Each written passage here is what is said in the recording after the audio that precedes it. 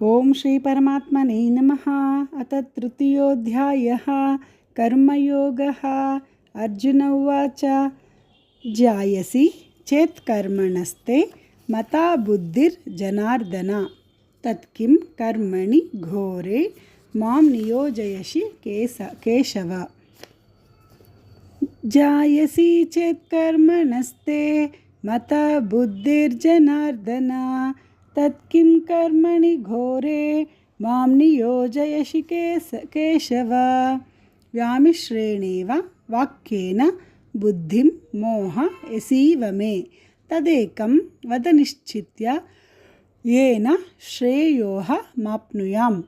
ವ್ಯಾಮಿಶ್ರೇಣೇವ ವಾಕ್ಯೇನ ಬುದ್ಧಿಂ ಮೋಹ ಯಸೀವ ಮೇ ತದೇಕಂ ವದ ನಿಶ್ಚಿತ್ಯ ಯೇನ ಶ್ರೇಯೋಹಮಾಪ್ನುಯಾಮ್. ಶ್ರೀಭಗವಾನುವಾಚ ಲೋಕೇಸ್ಮಿನ್ ದ್ವಿವಿಧಾ ನಿಷ್ಠಾ ಪುರಾ ಪ್ರೋಕ್ತಾ ಮಯಾ ನಘ.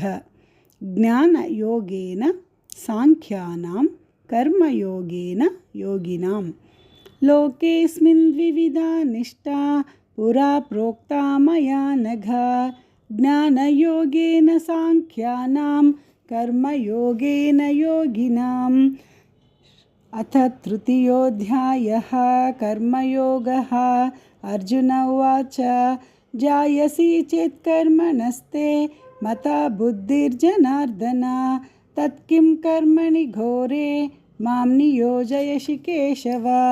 ವ್ಯಾಮಿಶ್ರೇಣೇವ ವಾಕ್ಯೇನ ಬುದ್ಧಿಂ ಮೋಹಯಸೀವ ಮೇ ತದೇಕಂ ವದ ನಿಶ್ಚಿತ್ಯ ಯೇನ ಶ್ರೇಯೋಹಮಾಪ್ನುಯಾಮ್.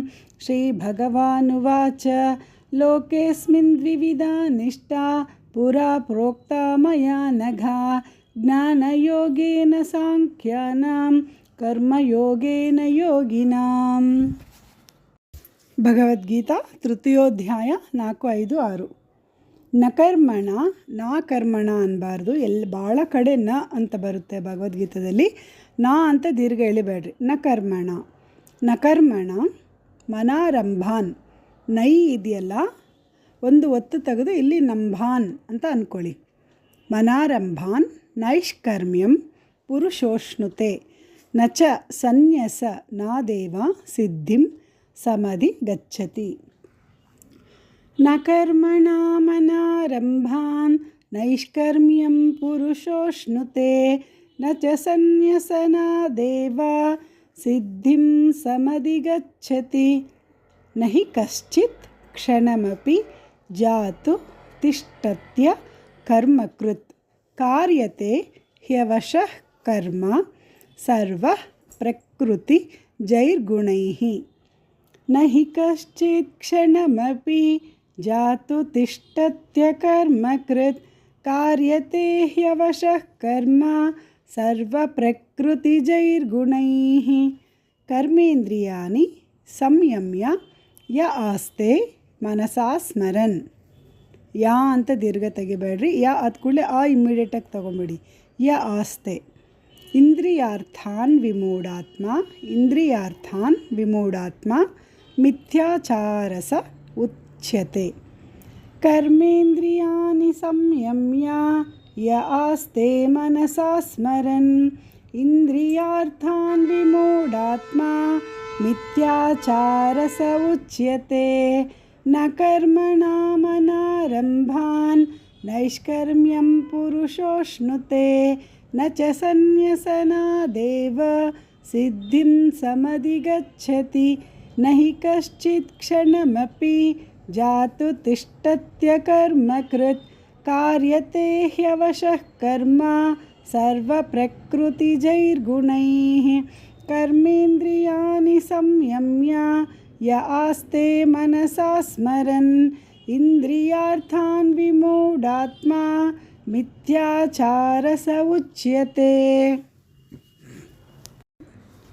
ಭಗವದ್ಗೀತಾ ತೃತೀಯೋಧ್ಯಾಯ 7, 8 and 9 ಶ್ಲೋಕಾಸ್. ಯಸ್ತ್ವಿಂದ್ರಿಯಾಣಿ ಮನಸಾ ನಿಯಮ್ಯ ರಭತೇರ್ಜುನ ಕರ್ಮೇಂದ್ರಿಯೈ ಕರ್ಮಯೋಗಂ ಅಸಕ್ತಸ್ಸ ವಿಶಿಷ್ಯತೆ.